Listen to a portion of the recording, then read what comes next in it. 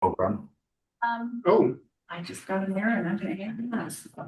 Well, and mine's over with, just to, the marketing department continues to work on many different initiatives, the conversion, of course.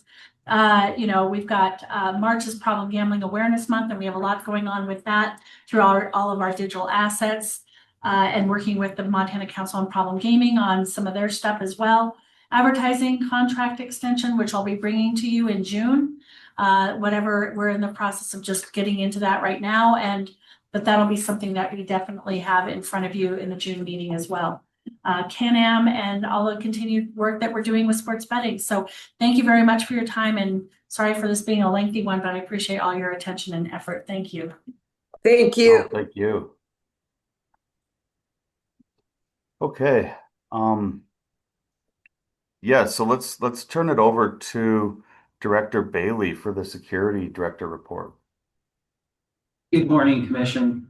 Thank you, and I'll try to be brief because you mentioned time constraints. So approximately 6 months ago, having some technical errors, but approximately 6 months ago, an amendment for a new arm was proposed, administrative rule.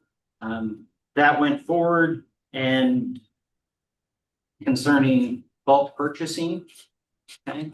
Part of that rule or notice was the amending arm 2-63.611 revocation or suspension of license, amend arm 2.63.1201 prizes, and adopt a new rule, arm 2.63.1008 bulk ticket transactions.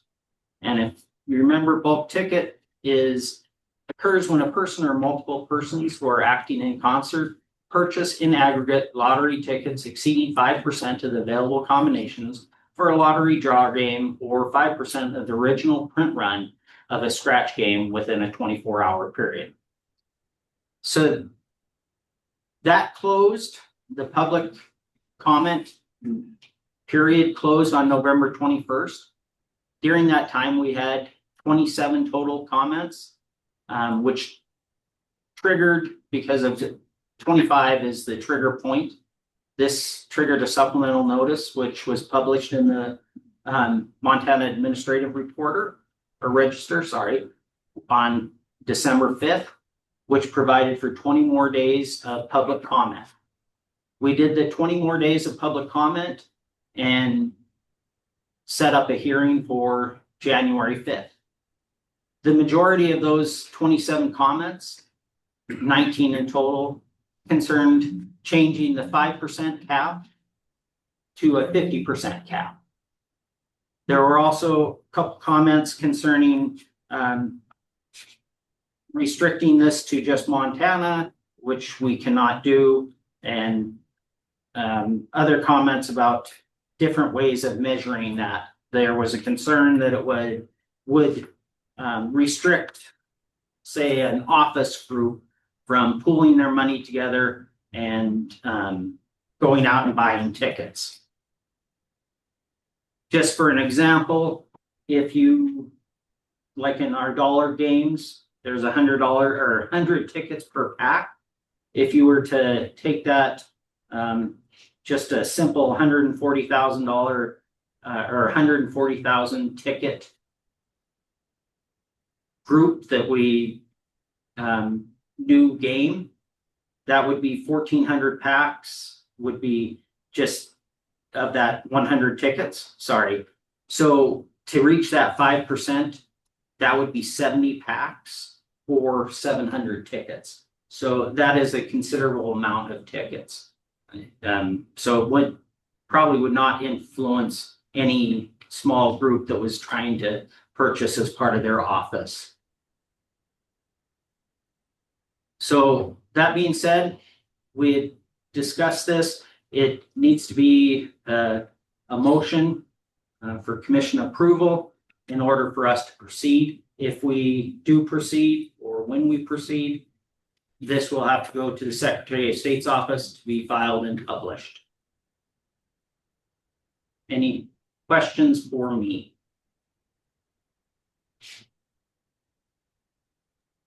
Commissioners? I don't have a question. Uh, I have appreciate that you guys got right on this set of rules, comments that we received and the responses. I think this is a good packet of rules. Appreciate it. Thank you. Yeah, likewise. I feel the same way. I read through everything today. Um, actually went back and watched the minutes of that meeting too, about what we were talking about back then when Brian proposed it and we approved it. And I think there was a bunch of good information that was provided to us at that time. I think it was good to read through the comments, and I appreciate everybody that commented. But I still think this is a good set of rules for the lottery to be proactive in this way. And I feel confident with, I know, I don't know if you guys, if Don's on the call or if he's still on the call and had something he wanted to say about this, but it seemed like he was involved in reviewing all these comments. And I'm speaking of Don Harris, the attorney that's been helping us out through some of this stuff. And so yeah, I feel good about it. I'm not, looks like Don has his hand raised. Hello, Don. Can you hear it? Can you go? Yes, I can hear you. Can you hear me? Yep, we got you.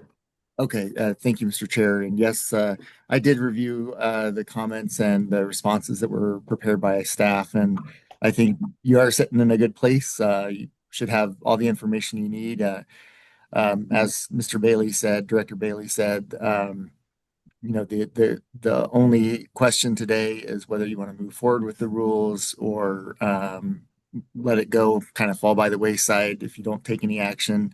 The rules would terminate on their own. They would never go into effect.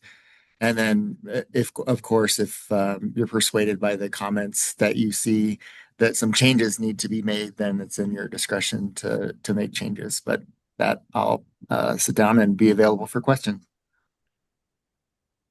Perfect. Appreciate that. Um, yeah, and we'll ask for some public comment too, but anything else from the commission at this point?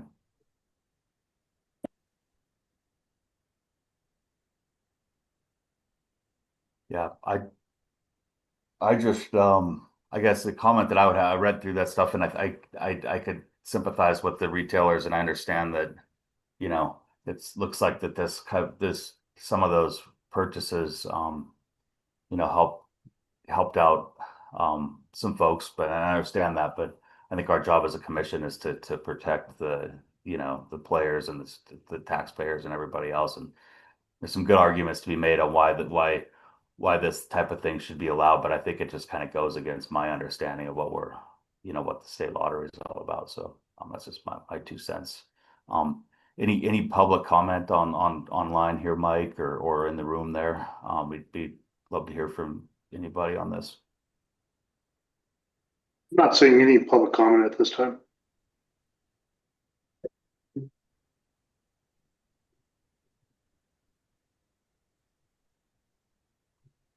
Okay.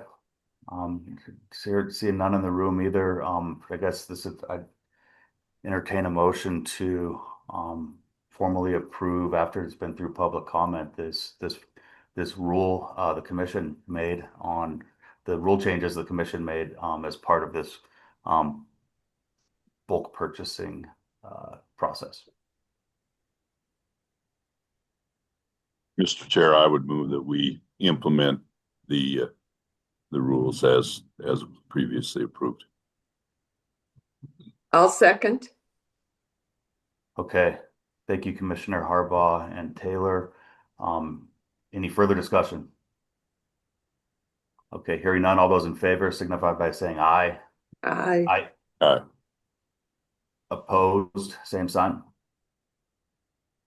Okay. Rules passed. Corey, thank you very much for putting that together for us. And Don, again, as always, appreciate your work helping the lottery. And looks like on the agenda, warehouse update, or Corey, you still got some, it's your presentation here, so go ahead. Yes, Commissioner, thank you. I just want to bring to the Commission's attention just a couple other items and ask for some direction on moving forward. This next one is the IRS has changed their threshold for filing or for collecting reporting tax purposes from $600 to $2,000. This means that sales agents could start paying up to $1,999 at their locations. Right now, currently it's at $600 per administrative rule. And that could be changed to increase it to the $2,000, that administrative rule. But part of that rule is Montana Code Annotated 237312, which is a lien on winnings. So it follows the commission $600 threshold, where anything over $600 when they come in to cash their winning ticket, we check if there's any debts owed to child support or the Department of Labor. Sorry. And if we did amend that, we would not be collecting that amount of money from Department of Labor or child support between $600 and $2,000, because they wouldn't be coming in here and we wouldn't be able to check. That being said, in 2025, the lottery paid $1.2 million to players redeeming tickets between that $600 and $2,000 threshold. If we allow the sales agents to pay the higher amounts, it could be a burden on them because they'd be required to carry more cash on hand to pay out these tickets. But it would also allow the money to be spent right then and there. I mean, granted, I don't want them spending the $2,000 right there at the store, but if they wanted to, they could spend the money there, or it stays in that local community instead of them having to travel to Helena to be paid out. Since 2023, the lottery has collected almost $15,000 for child support, and for the Department of Labor, almost $20,000 because of cashing in those winning tickets between $600 and $2,000. Whoops, sorry. That being said, I just want to bring to the commission and ask for guidance if you would like us to look into changing the administrative rule, if you want to leave it as is, what you would like us to do here at the lottery. And we're happy to answer any questions you may have concerning that. No, good question, good information. Any thoughts, commissioners? Initial thoughts? Yes, I have one. There's no way to separate the two things? And I mean, could we keep our rule at $600 we check, and yet we raise the other thing up to 19? That might be an interagency agreement. There might be an interagency agreement between child support, child services. There would have to be. We have MOUs with both departments, but it should be noted that this is an opportunity for us to be able to cash higher value tickets on location as opposed to at the lottery. All 600 and above currently go to the lottery to be cashed because that's our rule. That's all of our settings on our terminals. If it's 600 and above, it says claim it lottery. And we take advantage of that by being able to search for child support and unemployment. So that will still exist no matter what. If we keep the amount for searching for child support at 600, that's perfectly acceptable. We're going to get less of those on location because the players will most likely go to the location where they played and validate their 600 and above ticket there. But it doesn't change the fact that we could still collect on 600 and above here at the lottery. it'll just be less opportunity for that. And really, this was just brought to your attention simply because IRS is changing their requirements, and it gives us an opportunity to consider going to that higher amount. Helps the locations. Locations have wanted to be able to cash higher value tickets because they know it keeps the money within the local community as opposed to mailing it into the lottery, and that money is just used elsewhere. So it's just an opportunity for us to consider at this point. There's good and bad with both. Right. Hate to take money out of child support. Sure. And again, that we would just be losing those opportunities where those $600 to $2,000 tickets are validated locally as opposed to here. We've lost that opportunity. But if they come in, we're still checking.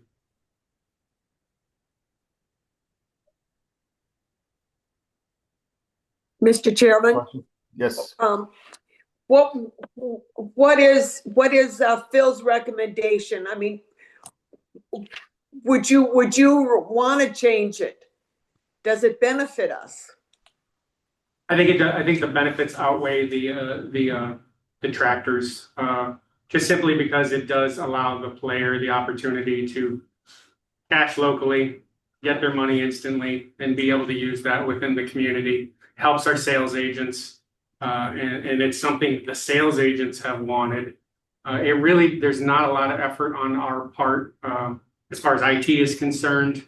And these are evolving IRS rules. IRS is going 2027. I think they're going to a sliding scale with that 2,000 Based off of inflation. Yeah. So Right, of course. we just want to keep in line with IRS. We also want to maintain our MOUs with those other departments to ensure that we are checking when the opportunity exists. And any change here would go through that same process we just went through, right? Where we're making a rule, right? Or we're changing a rule and would need to go through maybe some public comment, or would this be different? I would defer to Dawn, but yes, it would have to go through the same, they would have to go through the same hearing, the same comment period. Because I tend to agree that, I mean, if we did change it, it would almost be nice to have it mirror we could change it in a way that, that we could change it so that as the IRS changes, we're gonna set our payouts there. But I would be interested to hear, I think there's a broad spectrum of retailers, right? And we've heard of this, and I think John brought the thing up I remember a couple years ago with the sports bar up in Circle that was having connectivity issues. And so, somebody, a large chain of convenience stores in the state might have a different perspective on this than a tavern owner, right? So I'd be interested to hear some different thoughts on that, whether we get that before we make the rule change, or we'd have you guys go ahead and draft the rule. I guess is that the direction you want to have us? Is it saying, hey, go out and survey the retailers and our sales agents, or is it let's make the rule now? Through the rule process, there is we always extend out to our sales agents the ability and opportunity to comment as well. When we have drafted a rule change of any sort, that especially ones that affect them directly. So they would have the opportunity to provide, their comments and feedback. I can speak a little bit from my own interaction with the sales agents going around and visiting with them directly, and it's a resounding, yes, we want the ability we want to make the decision ourselves, what we can pay out to our players versus, us deciding on an amount such as 600. Yes, we would still be limiting it, but they feel that they would have a lot more opportunity should it be a more than 600, and, in line with what they can play with, like the gambling machines, which is 800 and that kind of thing. There's also a consideration that we did take into account here is knowing that the IRS is requiring only 2,000 to be reported. The key takeaway for us is, yes, there are locations who do want to pay those higher amounts, But I think what we landed on was updating the language so it says, yes, you still are required to pay up to 600.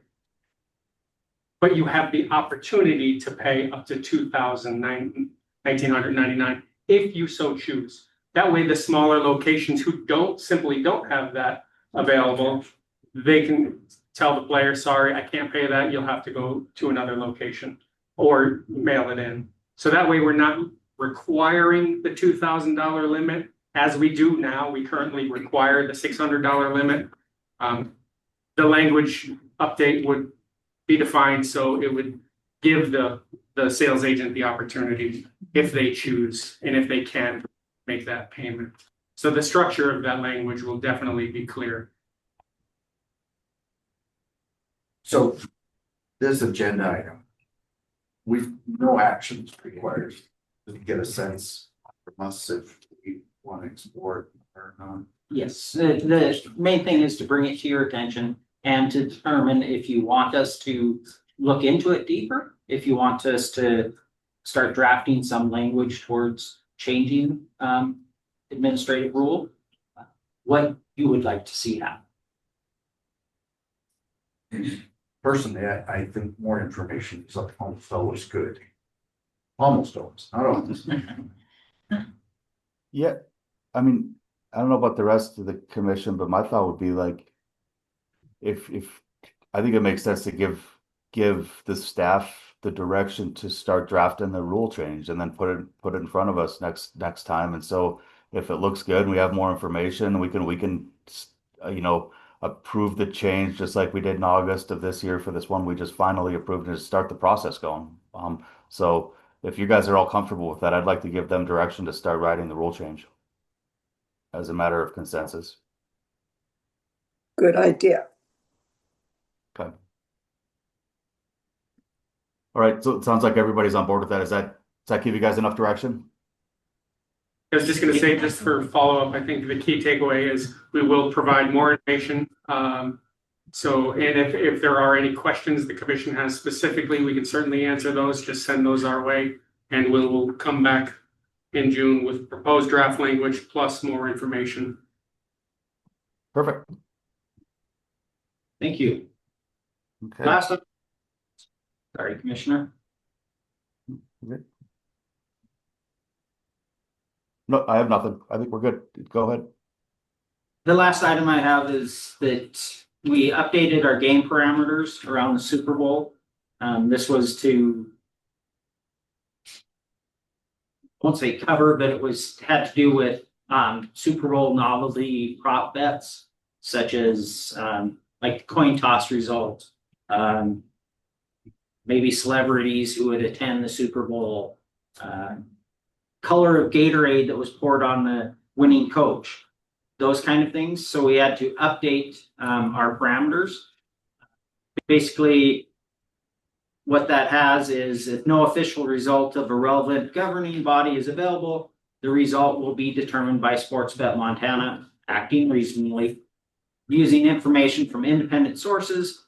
In such cases, if any new information comes into the public domain within 48 hours of settlement, then Sportsbet Montana shall, acting reasonably, determine either one, whether the market should be reinstated or resettled in light of this new information, or whether or not to wait for further information before deciding whether to resettle the market. So that being said, I just wanted to update you that we had changed the game parameters in order to provide those type of bets to our bettors on the Super Bowl. So no action is needed here. It's just informative. Offerings were available for the novelty prop bets for Super Bowl. And in order to protect the book, protect us and the players, we had to add a few line items to our game parameters for it.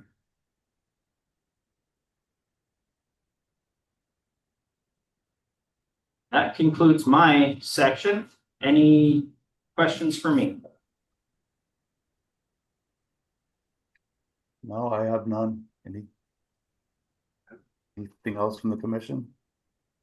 Okay, thank you, Director Bailey.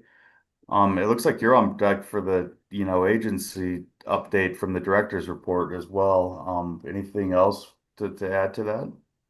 Chairman, we do have public comment. Okay.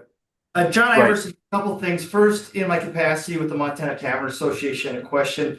With new locations, with new machines, with the new contract, Treasure Play and Sports Bet, do we expect to see those expanding the number of locations? Are we gonna see it outside of taverns? At this point, that hasn't been determined. Sports betting, you have to have a gambling license per law to be to offer that product. So I don't see that unless. You have to have a gambling operator's license, which anyone can apply for. True. That's very true. Yep. But right now they're in primarily the casino locations, and that is the intent, to replace those machines that are currently out there. And we don't expect to see them in gas stations or grocery stores or. Not at this moment, no. Okay, good. Related to the W2G information that was just brought up, the $2,000, we're also on the tavern side are dealing with those changes as well. And I expect we'll have a number of members that will be excited about the opportunity to pay out those higher tickets. However, we're gonna have a concern, and you know what that is, I think. Sometimes people make a wager at a lottery box, and they wager $6 and they win $599. And that's it. Let's say that's the only wager that week. And so there's $6 in the machine and there's $599 being paid out. The lottery doesn't settle back up with the tavern under standard practice. There are some hoops they can jump through and try to get that set up, but the vast majority, the lottery doesn't settle up when a debt is owed back to the tavern. When the tavern owns a lottery, they ACH it once a week. They sweep the money right up, efficiently and on time. But when they owe us money, they say you have a credit on account, and when more money comes in, we'll just let you keep that money. Which means Montana taverns are lenders to the Montana Lottery, someone who has millions of dollars in the bank, by the way. And with the higher payout, we're going to see more of this. And so, as part of the rule, I think the lottery is going to have to make a more efficient process where ACH is a two-way street. Money flows to the tavern when the tavern is owed money, and money flows to the lottery when the lottery is owed money. It's only fair that if you can ACH one way, you can ACH two ways. So those are my comments on behalf of the I got one more on behalf of the Montana Tavern Association. You guys just announced you changed the game parameters and you offered novelty bets. The commission never approved that. And then we did that at the Super Bowl. That was last month. And the commission is supposed to approve game parameters. But you don't have to comment. I'm just raising a concern. That's not the right way to do this. And we have got to have public involvement. We've got to have the commission involved. And it seems to me like we're kind of cart before the horse there again. So, and I appreciate that it probably came up at the last minute and there wasn't a commission meeting and what have you, but there are rules and there are rules for a purpose. So those are my comments in my capacity as a lobbyist for the Montana Tavern Association. I would also like to add some personal comments coming from John Iverson. Esport fans skew quite young. I have 3 esport fans in my household. One is 13, one is 11, and one is 9. Esport athletes are young. And for my research on my phone while I was back there, they can be minors. And some of them start in the leagues quite young. We're normalizing gambling to youth. It's already happening, I agree, but we don't have to be a participant in that. When my kids watch any live sporting event, every single ad is for gambling anymore. And then the commentators, and it's about the prop bets and the this and the lines and the that.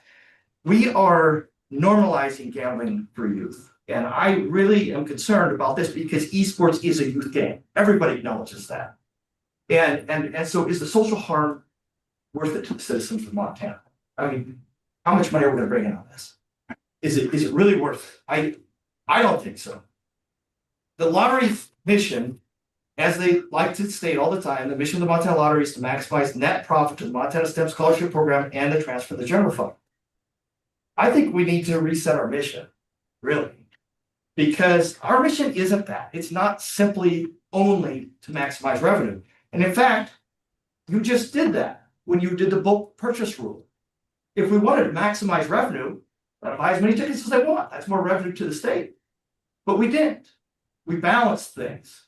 It seems like whenever there's something the lottery wants, the first thing they hit us with, our mission is to maximize revenue. If the mission is truly to maximize revenue, we should identify problem gamblers and advertise to them. They're the best people to soak money out of. It's not to maximize revenue. I think the lottery's responsibility is to balance revenue and the impacts to our communities. That's what you just did with the bulk purchase rule. I think that's what we need to do with esports. And I think we need to do that with other things. And so I would like the commission to consider resetting what your mission is, to recognize that we need to balance this stuff. We are not a third-party for-profit corporation. We are the state of Montana, operating on behalf of the citizens of Montana, and we should act as such. So those are not the Montana Taverns Association's positions. Those are my own personal opinions. Thank you. Thanks, John. Well taken. Yeah, I guess one quick point about the and I don't know, I'd have to, now that I'm into going back and looking at these meetings, anybody want to watch yourself talk for an hour and a half, you can go watch the YouTube videos of these meetings. But I do recall, during a commission within the last year or two, us delegating the authority to the lottery, specific to game parameters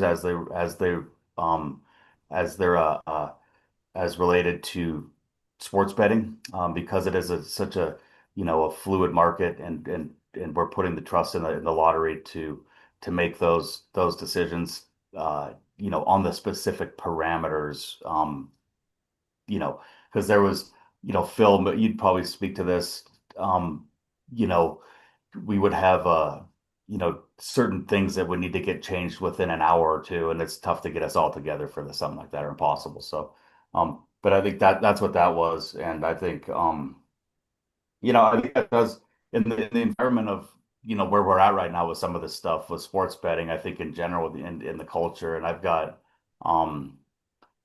two kids that are kind of college age, young 20s, and and I've seen their behavior around gambling, and their friends, and different stuff, and I'm really struggling with it personally, as well, and I understand that we need to you know uh maximize revenue, and that and for me, yeah, I think of that as the old scratch tickets and Powerball and all the other stuff we've been doing, and people know those games and are familiar with it. But you do start getting into esports and the color of the Gatorade and all this, and these kind of minute by minute prop bets on who's going to score the next point. I mean, you get to the point where you're literally betting on flips of coins, and sit in a room and betting which spider's going to crawl to the top of the wall first, right? I mean, it's like,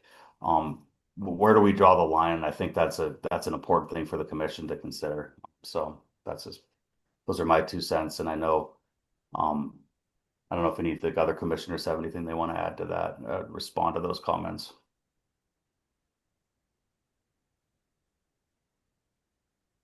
I do, Mr. Chairman. Okay, go ahead.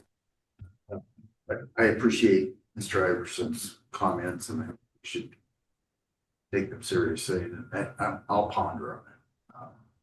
But more specifically, I would ask the staff to look into the point he made on behalf of the tavern about whether the ACH process could go both ways. Can I speak to that? I actually initiated a conversation with our state financial services division regarding the back and forth. I haven't gotten much information back. I just got the ball rolling. So it is in progress. Yeah.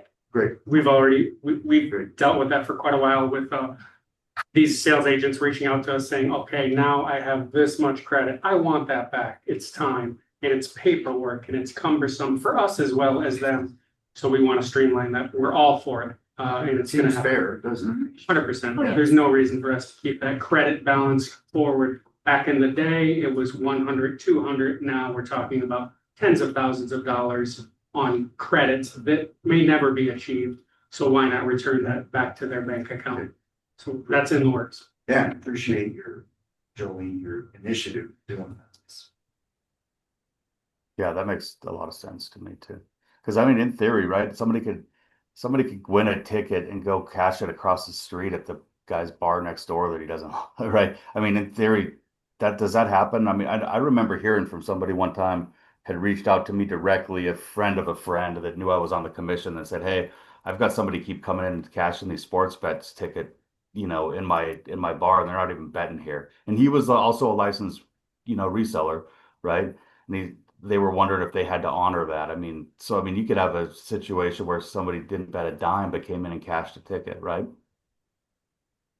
Chairman, that's absolutely correct. The lottery has always maintained that if you buy a Powerball ticket in Glendive, you don't have to go back to Glendive to cash it. You can cash it at any one of our locations. Same applies for sports betting. And I think it makes total sense, but I mean, I think that situation is that John's bringing up is on point where it's like, geez, if you're getting constantly, but maybe it just has to do with where your location is, right? You're on an easy pathway home. The person knows that you're a sports bet, have a sports betting license, and they might place their bets while they're in town, but they're driving down through the bitter route and they pop in and cash their checks in there or get their payouts done. And if that person isn't sitting on a ton of cash, then that can create a problem. So I'd love to see that as part of those rules. Absolutely, we are going to look into that. And it should be noted, though, however, that the theory being that these locations who have to cash these higher value tickets, and a lot of them, the hope is the player remains in location and spends a little at the location and possibly purchases more. Oh yeah. So, but yes, we do know that credits are an issue, and we're addressing it. We agree. Great.